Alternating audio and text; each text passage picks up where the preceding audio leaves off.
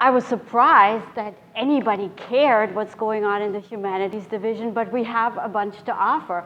As a matter of fact, the way this came about is one of these Aprils when once again Hillbilly Days came around, we looked at each other in the humanities division and we decided, once again we have no parking. Once again we complain that all these people come from all over the country, celebrate something that we're not sure what it might be, and the heritage of this region that is so valuable and has so much meaning usually gets drowned. But we have so much to offer, especially in the humanities division. We teach literature, we celebrate the music of this region. It's here, we have it. So why don't we, instead of sitting around and moaning and groaning that down there, they're selling things that are not really representative of what we all have to offer, why don't we show what we do have to offer?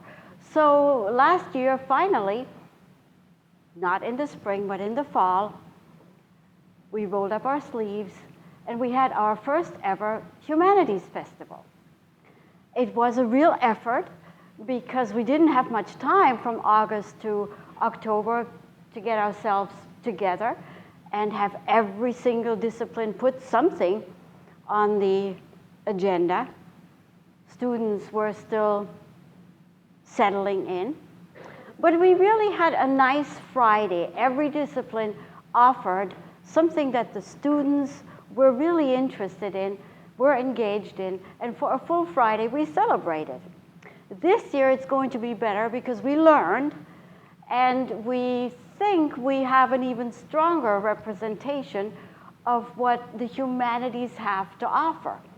And so many times, I don't know if you are up on this sort of thing or if you're even interested, but the humanities have been in the news quite a bit recently because they cost money. A marching band costs tremendous money. High schools wonder whether they should spend the money. We don't even have one. We don't have a full-fledged orchestra. We don't have a music major, but we have an excellent music minor. The humanities do cost quite a bit. And the question is, what do students do with a humanities major later on? So sadly, to me, this debate has been going on and it's been in the forefront of higher education this past year. Thankfully, we've all rallied and we've proven, I think, but I don't want to take you there, that folks who have a liberal arts degree and who've learned how to think and who've learned how to play, that they are very valuable to society, that they're flexible, they can adapt, they can think in different situations, and they get hired. They have an English major, they can communicate in writing and in speaking, and they may not be trained to be computer scientists, but Lexmark loves English majors because once they're there, they get trained in-house. So the humanities do have a lot to offer. And so many times I have to explain to parents, well, yes, your child wants an English major, but don't, wait a minute. Don't try to talk him or her out of it. And one of the reasons, of course, why we're doing our major enterprise is to showcase ourselves, to make a case for not just Appalachia and this reason, not just to make a showcase for UPIKE. We've grown, we have more to show, but for the humanities. If you're taking a look at the faculty we have, and I did not go about and put titles after each name. You know that we have PhDs galore, and we do. Lately, our administration has been insistent that we hire folks with a terminal degree, and that sounds like terminal cancer, but terminal degree, that means academics go as far as they can possibly go, and in the humanities, that is most of the time a PhD in the fine arts, that's a Master of Fine Arts. So our art folks both have an MFA. In English, all of us have a PhD. Film and media arts, Andrew has an MFA. Music, Philip has a PhD, a Doctor of Musical Arts, as a matter of fact. Religion, Summer is working on her doctorate in the United Kingdom, so every summer she will fly over there and work on her PhD in England. James, of course, has his. Karen, we just hired her in Spanish. She has her PhD, and Ella is finishing hers right now. And Kim, you probably know her. We just hired her full-time from the Genuine Theater downtown. And that is a major, major boon for us, because we will have theater productions that will blow everything out of the water, and we're very, very happy. It will really make a difference. So, pun intended, we will fall for the humanities this fall. It's on October 9th. I hope you will jot it down somewhere. And if at all you can, make an appearance on campus, because it will be worthwhile. I can tell you. Everybody says I get excited over little things. This is big, so I'm already quite excited. Art folks believe that looking at art is already an experience, and it is. Otherwise, we wouldn't travel to see the Mona Lisa. But what they're doing, and they did it last year quite well, is they invite everybody to draw and practice. And that was quite interesting last year, because folks like Brigitte, who know very little, and in high school, we had to take art in my high school in Germany. My best friend and I, we always had a trade-off. I was really good at trees. She was really good at faces. So she drew the human beings, and I did the landscape. Chalk drawings will be very popular. Last year, we ended up with quite a few that we could later on display. The music and religion faculty and students will once again team up, and we now have a wonderful archivist who is also an alumna. What's her first name? Edna, sorry. Senior moment. Edna Fugit. The Fugit came, but Edna did not. She has been absolutely amazing, and I hope if you're on Facebook, those glimpses that she every once in a while shoots at us, these old pictures that she shows and then asks, does anyone know these people? Howard usually does. Well, you have this incredible memory. She has produced some old pictures, records, documents that the religion folks have used for texts, and then the music folks have turned into a musical representation of the colleges, not the universities, but the colleges' history. It's a rerun of last year's production, not because they didn't have anything better up their sleeves, but because it was so popular last year that we thought we might as well do it again and better this year. It was very popular. And that's one of the things about the humanities. They're so wonderfully interdisciplinary. You can't really draw a line. Karen, our new Spanish faculty member, decided, and thankfully not in Spanish but in English, to read tales to us. And I guess because it's so close to Halloween, they're going to be legends that are quite eerie. Aztec myths and Mexican ghost stories. So she will do this twice during that day. I told her that once, if someone couldn't make it during that time, that wasn't a good idea. If she at all could, she should do it during a second time slot, and thankfully she is able. For the Spanish majors, it might not be a bad idea to do it in Spanish as well. That picture is a little drawn, I'm sorry. They're not really that scary looking. This is a photo from last year's production of a Greek play for you on the right, Dr. Steigerwald, good German name, our new British literature professor. She also holds a degree in theater, so she's a wonderful addition to our program. And we asked her to contribute to our festival. She immediately whipped up a hilarious rendition, a spoof of a Greek play.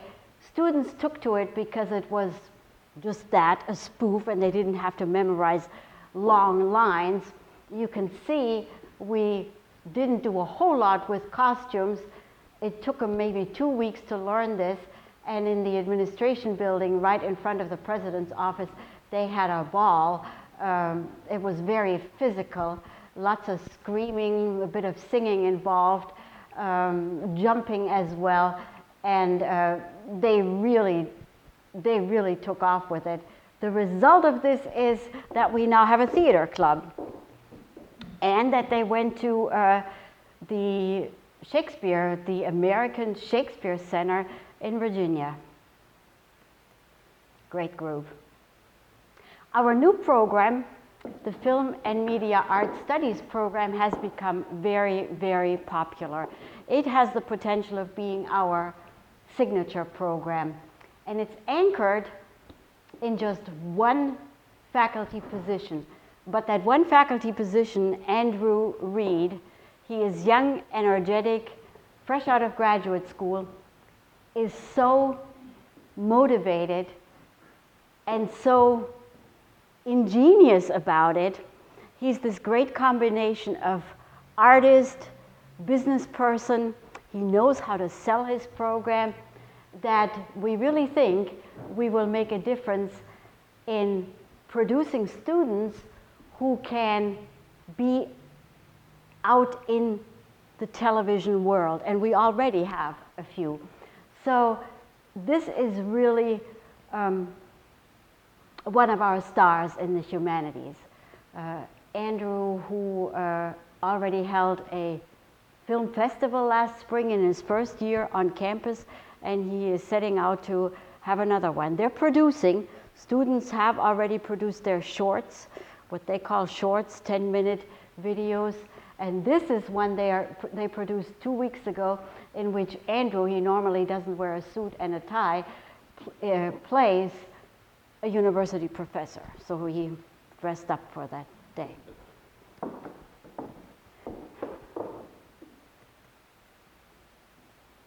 This is our current artist on display in our Weber Art Gallery. I know very little about him in addition to what we know through our publication. Our two faculty artists chose him. He is internationally known. He teaches at universities, has a 20-year experience all over the country, teaching and exhibiting. And his style, the reason why I said I know very little about him is I am not a practicing artist. So I can tell you, obviously, he's modern, but I don't know much beyond in terms of interpreting. For that, you will need to, and I'm inviting you, come to the artist's reception on the 9th of October. We managed to invite him and have the invitation accepted, so he will actually come for our festival. And we're very, very happy and excited because with modern art, if you are anything like me, it always helps to have squares and rounds explained. Right? Yes. So this will be very interesting.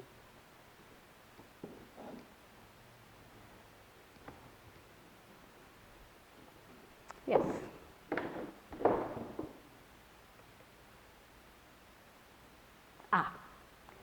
Hispanic Heritage Month. I did not know, but Karen Dollinger, our new faculty member, is directly, not related, but is friends, her mother is friends with Cesar Chavez, and he has a brand new movie. It is not out in distribution yet, so you know me, I as division chair have to worry about certain things, and I worried about showing it in public, and they said, no, you don't need to worry, we have personal permission from him, we can do this. And so that made me extremely proud, but you of course know about him and his labor activities on the West Coast in California. It's a story, a life story that needs to be heard, especially here, and especially with the migrant workers we now have more and more of. I was extremely surprised to know how many Mexican workers we have in North Carolina, and they're coming further north. So the Cesar Chavez story will be told in celebration of Hispanic Heritage Month as part of our Humanities on the Hill celebration. The Spanish folks are very, very active. The Spanish major has taken off. Last year we had as the featured band a group that nobody had heard of before, Appalachian Latin music. Students went nuts about the band. They really did. I was a little afraid how that might work out, but they just got up in their seats and you can imagine, did their thing. So this year we go the exact opposite. I decided, well, I'm in my 50s. We're going to go with something that faculty likes. So I don't know how this will go over with students, but I student tested some of the music, some of the CDs, and they liked that. It's an all-female group, and you've probably heard of Coal Town Dixie. They play in this area. Well, they are from here. One of them is a middle school teacher, teaches computer science. The other one is a pharmacist. They're all from here, and they insist that they be all female. When they started out and they needed one more, they deliberately looked for another woman to complement the group. So they're excellent, and they every once in a while play here on top of the Hilton. They're just an inspiring group, and every once in a while I think the local girls on campus ought to have some encouragement. They can do as well, especially in the humanities. So this will be inspiring. They have some kind of a new age country sound. I always have to be careful because I tend to say Dixie Chicks, but they're Coal Town Dixie. Pardon? Good. Good. I'm glad you said that. I'm glad you said that. Good. I think they are. Yeah. The theater program, brand new theater program. Kim is so undaunted, Kim Willard, my heroine, with an E. She says, well, we don't need to wait around and recruit more students. We can do this, and we can do this right now. In her introduction to theater, she put on an amazing play last fall already. So for this semester, last fall and last spring. So for this fall, she decided, I'm not going to sit around and wait until we've cultivated talent. We're going to have a real musical, and we're going to have it now. This is a very difficult production. Even Dr. Westgate said that the voices featured in this production are more like opera parts. I'm going to be very anxious and a bit nervous to see this. But we have the voices on campus, we have the talent.